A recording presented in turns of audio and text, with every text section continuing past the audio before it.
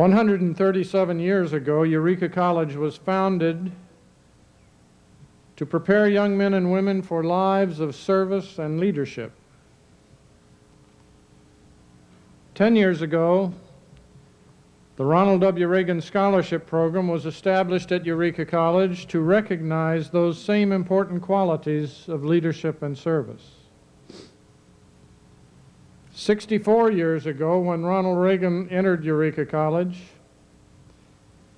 he began a 4-year experience that would be a foundation for a remarkable life of leadership and service. The life of our speaker is a tribute to his commitment to serve and to lead, to his firm belief that a person can and should make a difference, and to his determination to give of himself on behalf of all of us to make this a better world. His enormous achievements have been recognized by those throughout the world. He has also been recognized by his alma mater for those achievements and for his genuine affection for and loyalty to Eureka College. In 1955, he was one of 12 alumni selected to receive the Centennial Citation of Merit. In 1957, on the 25th anniversary of his graduation, he was awarded the college's highest honor, a Doctor of Humane Letters. In 1970, Reagan Center was dedicated and named in honor of Ronald Reagan and his brother Neil. In 1982, the Reagan Scholarship Program was announced. And today, on the 60th anniversary of his graduation from Eureka, today Eureka College declares its pride and appreciation for one whose readiness and willingness to lead and serve serves as a model and challenge for today's graduates and all those yet to come.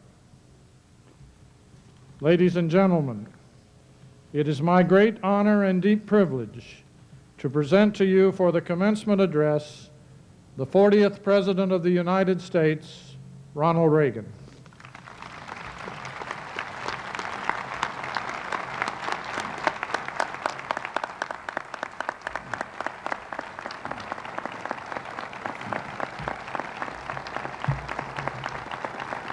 Thank you. Thank you, George, and thank all of you very much.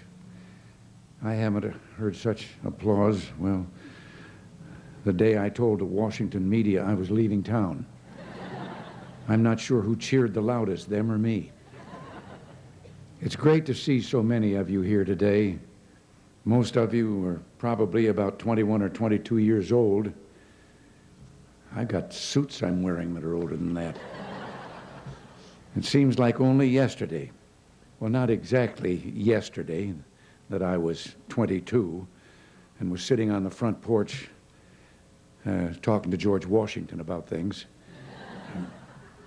In fact, I have well exceeded my life expectancy when I was born, and that's been a source of great annoyance to a lot of people. On the day that my 42 classmates and I were graduated from Eureka, exactly 60 years ago, the sky was blue, the smell of freshly mowed grass was in the air, and there was a soft breeze. It was the kind of day when young men and women would normally enjoy the spring weather, and then step out into the world confident they could handle the future. Well, the look of that day was deceiving. It wasn't all that normal. We were in the midst of what has gone down in the history books as the Great Depression. There were only 42 of us graduating that day. Many of our classmates had dropped out because of the hard times. Most of us still in school were nearly broke and in debt. And the college was in bad financial shape also. The previous autumn, there hadn't been enough money to send the Golden Tornadoes, that's what they were called in those days, not Red Devils, send the Golden Tornadoes to games away from home, so the only games we played were here in our own field. Job prospects for those of us graduating that day looked pretty dim. Our then new president, Clyde Lyon, sensed this, and he gave a rousing speech to build our spirits. He said we shouldn't let the future bully us into non-achievement. And I must tell you, it didn't. We made it, as you see, by the fact that there are quite a few of us who graduated that day 60 years ago here today to see you get your degrees. We did many different things to get our start in the world beyond Eureka. I went home to Dixon, couldn't find a job, then I tried Chicago, and I went on to Davenport, Iowa, where I landed a job as a sports announcer at station WOC, World of Chiropractic. I got $5 a game. Now that may not seem like much to you, but in those days that seemed like a fortune. One way or another, we all survived. I think we turned out to be more resilient for the adversity we encountered in those early years. Luck played its part, but I think we took with us from Eureka College something else. Strength born of a spirit of fellowship, willingness to work together for common goals, and a deep faith in the Word of God. On that spring day in 1932, much that you've read about in history books was still in the future for us. Franklin Roosevelt was not yet president. The rise of Hitler and Nazism was not far off, but their fall in World War II were still years away.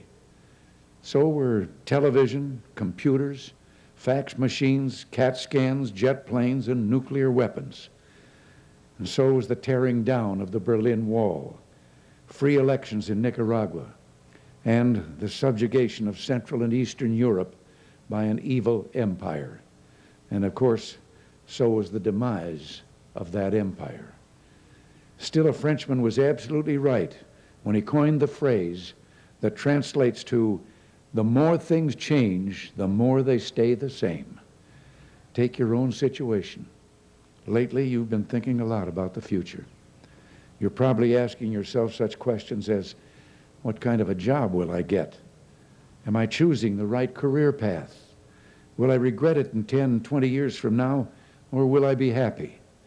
And you're also thinking about the past, especially the last 4 years here at Eureka. While those years may have held some disappointments for you, on balance, they have been good years. And I can tell you now, from my vantage point, if I had it to do over, I'd go to Eureka College again.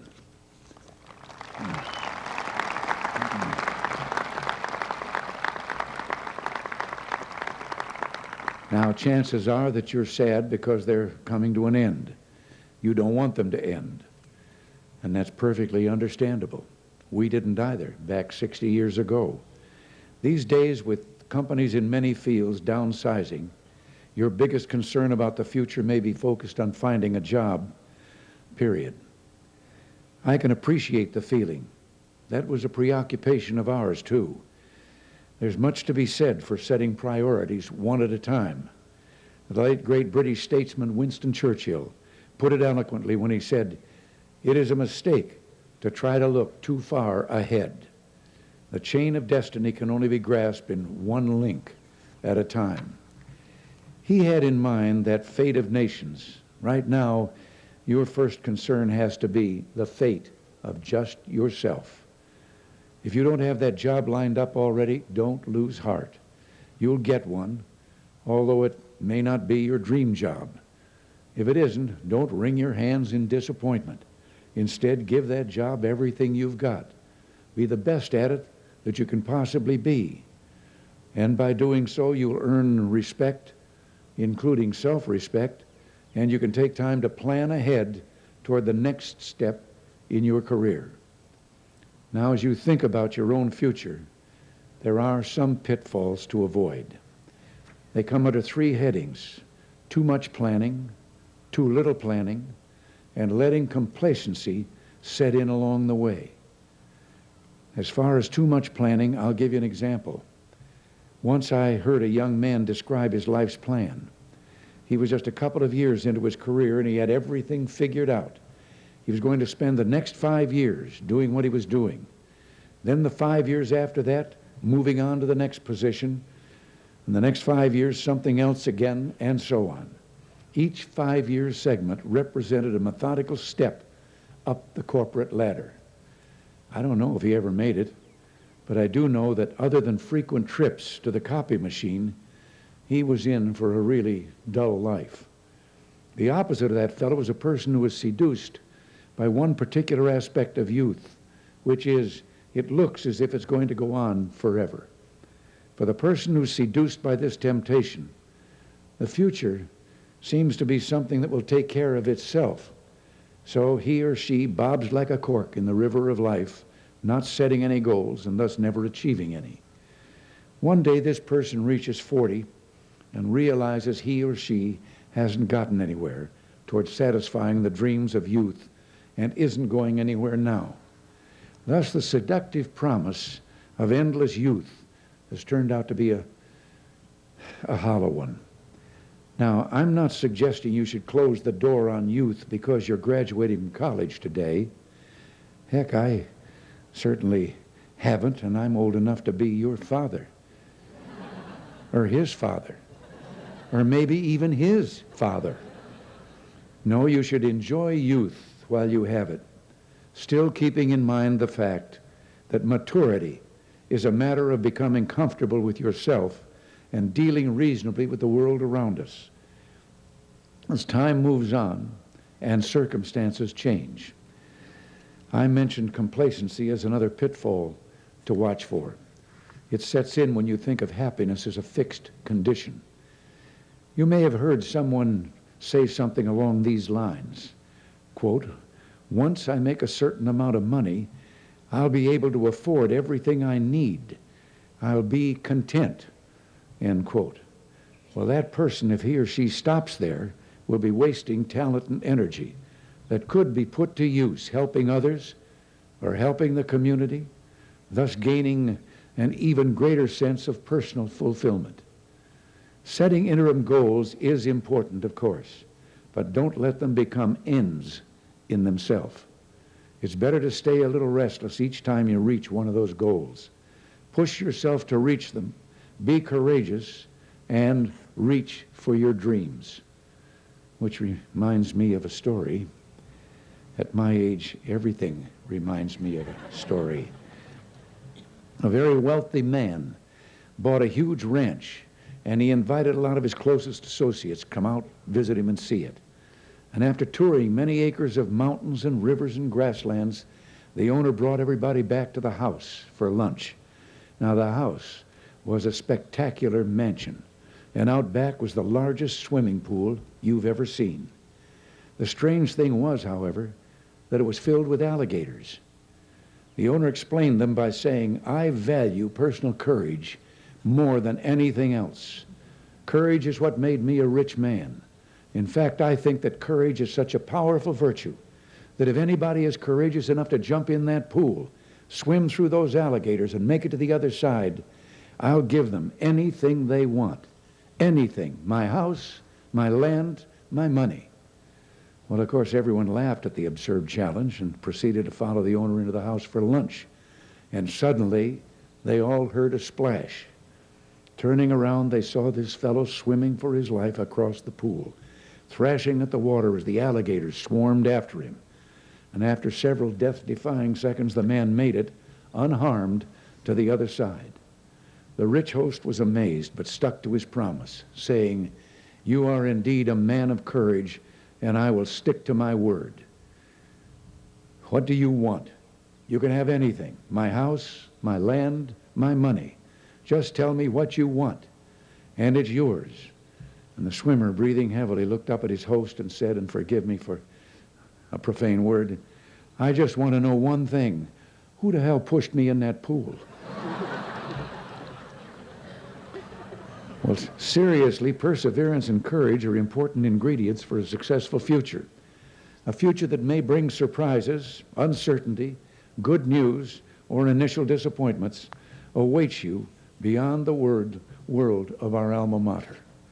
As you step forward to meet that future, I'm going to ask you to make a commitment to yourself, to Eureka, to your family, and your nation. I'm asking you to make the commitment to give something back voluntarily to this great and free country beyond becoming a productive adult member of our society. Volunteerism for us Americans almost runs in the blood. Alexis de Tocqueville, that astute French traveler visiting our young country in the 1830s, marveled at the way neighbors pitched in to help one another and whole communities built projects seemingly overnight. He wrote, "America is a land of wonders in which everything is in constant motion and every change seems an improvement." We're older and wiser as a nation today, and we know that not every change is an improvement. Yet our spirit of optimism, of better tomorrows, is as strong as ever. And to this day, we are the most generous people on earth. Through private sector initiatives, we give billions every year to philanthropic causes. Every time there's a natural disaster halfway around the world, money, food, clothing, and medicine pour forth from Americans in every walk of life and every town, city, and state. Giving freely of some of your time to public service is simply a matter of paying your dues for living in the freest society on earth. For all its troubles, this nation is a remarkable achievement. It is the first and only one in which government derives its power from the people. And from the beginning, the people were a diverse lot coming from many different places, but finding common grounds as they created something entirely new, the American. Where and how should you give of yourselves? That's entirely up to you. So find your project, then give it all you've got during the time you've set aside for it. Whatever it is, working with kids, helping old people, teaching someone to read, you will be making our country work better, and you will be better too. For some of you, this commitment might take the form of giving time to a business or professional association in connection with your career. Well, that's worthwhile too, for the benefit of the business and professional sectors of our society. Contributes to a more effective economy, which is good for all of us. And down the road, a few of you may even seek public office. I say down the road because I hope none of you will set out to make the holding of elected office a lifetime career. Over the last 2 or 3 decades, there have been a lot of people at local, state, and national levels who embarked on elective political careers straight out of school. While they may have been motivated by high ideals, the fact is that such people have missed what is often referred to in Washington as the real world. As a result, it may be hard for them to put themselves in the shoes of those of us on Main Street. We need to leaven this loaf with a good many more of you who are out there dealing with the ups and downs, the joys and sorrows of life in the real world. So my advice is, first, get your own life and career started. Then, if the elective office bug bites you later, you'll be much better able to understand the needs and problems of the people you seek to represent. One way to sample politics is to do your volunteer work, helping your party or a candidate you favor. If there's a particular office holder, I should say, or candidate that you like, give him or her a hand in the next campaign. Or take a look at the various volunteer groups that support the parties. Although I held public office for a total of 16 years, I also thought of myself as a citizen politician, not a career one. Every now and then when I was in government, I would remind my associates that when we start thinking of government as us instead of them, we've been here too long. By that I mean that elected office holders need to retain a certain skepticism about the perfectibility of government. The ancient Chinese philosopher Lao Tzu had words for today when he said, "Govern a great nation as you would cook a small fish. Do not overdo it." I've asked you to make one commitment. Now I'm going to ask you to make another. As you all know, life undoubtedly will present you with many challenges. You have received a solid foundation from your families, from your schools, and from your churches, which will prepare you for these obstacles. Sometimes, however, the pressure can get pretty tough, and you might consider giving up. What I want you to always remember is that even though you're sure things can't get any worse, you must always try to keep your sense of humor. It'll certainly come in, well, it has come in for me countless times over the years and helped me out of some pretty sticky situations. The ability to laugh at yourself or laugh at life's unforeseen twists often is a better option than utter despair. It's a way of protecting yourself with a smile. I remember Tip O'Neill, the former Speaker of the House of Representatives, and how our relationship evolved. Yes, he had different ideas about key issues, but I felt that we were developing a friendship. However, he would make remarks about my proposals and me personally, most of which weren't exactly flattering. And one day I called him up and said, "Tip, I just read in the paper what you said about me yesterday. I thought we were friends." And his reply was, "Oh, buddy, that's politics. After 6 o'clock, we can be friends, but before 6, it's politics." Well, Tip could be sincere and friendly when he wanted to be, but he could turn off his charm like a light switch. Until 6 o'clock, I was the enemy, and he never let me forget it. So after a while, whenever I'd run into him, whatever time it was, I'd say, "Look, Tip, I'm resetting my watch. It's 6 o'clock. I also used humor often with my friend Mikhail Gorbachev, the former head of the Soviet Union. There were times when we not only were not on the friendliest of terms, but I had great concerns about future relations between our countries. There were moments of frustration and disappointment, but there was always hope and our common ability to laugh. We could focus on what we had in common rather than on what divided us. For some time, I'd been collecting Soviet stories that poked fun at Russian culture. This I'd found out the people of Russia were making up jokes and telling them to each other. And I got a new hobby. I began collecting those jokes.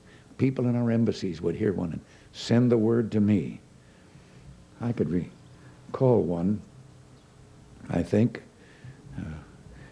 The automobile situation in the Soviet Union, one family in 7, less than one family in 7 owns an automobile. And all of those cars that you see driving around the streets, those are cars owned by the government, but provided to the bureaucrats for them to use. And one of the jokes I found had to do with something like that. An order went out from the government in Moscow that anyone caught speeding was to get a ticket, no matter who it was, no matter how important they were to get a ticket.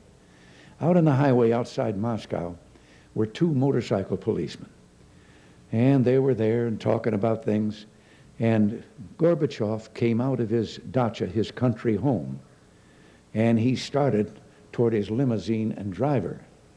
He was late in getting to the Kremlin. And as he got there, he said to the driver, "You get in the back seat, I'll drive." And down the road he went and passed those 2 motorcycle policemen.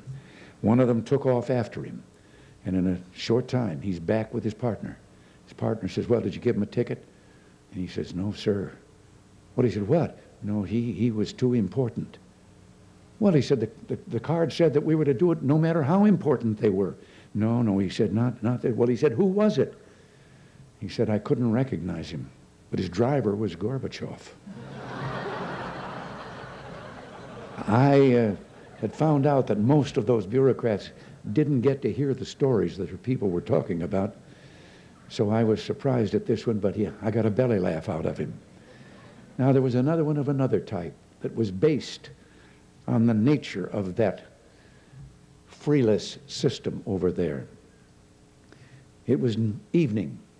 Down the street in Moscow, a man was walking, and a soldier yelled, "Halt!" And the man started to run, and the soldier shot him. And another Russian said, "Why did you do that?" And the soldier said, "Curfew." And the man said, "But it isn't curfew yet." He says, "I know, he's a friend of mine. I know where he lives. He couldn't have made it." Well, as Frank Colby once said, men will confess to treason, murder, arson, false teeth, or a wig. But how many of them will own up to a lack of humor? You can't take life too seriously. And since you have what I hope will be long and productive lives ahead, you'll have a big advantage if you can laugh along the way. I can't begin to tell you what changes I've witnessed since my arrival on the scene 81 years ago. Do you remember when you first thought about college? Where did the time go? In 4 short years, you blink and college is gone. You go to class, you study hard, even pulling an occasional all-nighter. You struggle through Western civilization and culture. You meet your friends at the outpost for a few of them. And some of you join fraternities or sororities. You fall in and out of love. You cheer for the Red Devils. And before you know it, you're in cap and gown. It's hard to believe that it happens so fast, but it does. In your short time here, you became best friends with people you didn't even know before you came here. I'll bet you hardly remember when you didn't know many of the people you're closest to today. The bonding which takes place in college is unlike any other experience. My young friends, savor these moments. Keep the memories close to your heart. Cherish your family and friends because you never know what the future holds. Live each day to the fullest. Live each day with enthusiasm, optimism, and hope.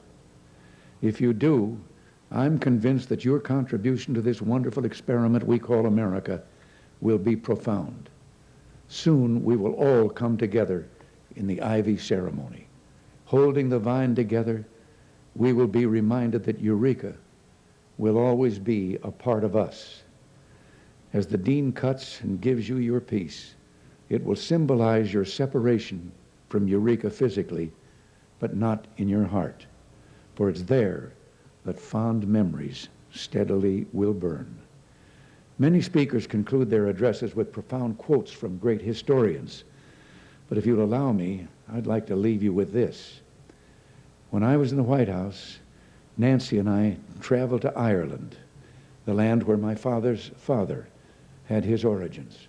And a young guide was showing us through the ruins of an ancient cemetery. We came to a great tombstone, and chiseled in the stone was an inscription.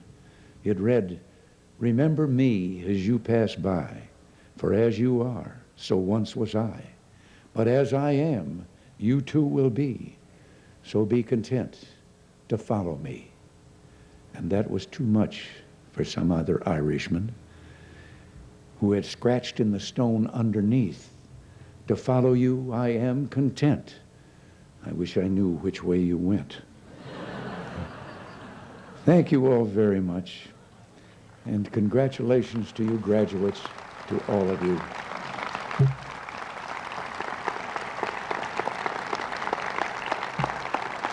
And if I had it to do over again, I would enroll in Eureka College, the oldest coeducational college west of the Allegheny Mountains.